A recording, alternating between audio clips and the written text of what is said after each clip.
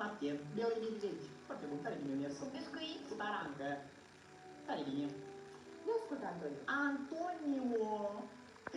Zi, mă, dar cum te cheamă pe tine în toate data? Cum îl cheamă? Bandera sau cum?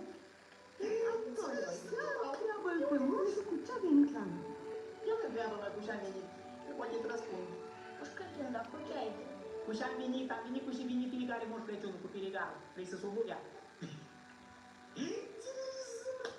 Cu Sania și cu Reni. Nu-i așa, moșu? Da, păpușelul, da, cu Sania și cu Renii. Sania și cu Renii, 4 sănii părite în 2 săptămâni. 2 de sănii, așa că de sănii. Și unde e Sania? Sania, într-un copac. Ai aterizat cu Sania și cu Reni în copac? Da, păpușelul, da, că zburam cu 100 pe ceas pe trasă, mă întâlnit eu groapă și am venit, să dau copac. Grocă în aer. Păi și tine, groapă în aer, dar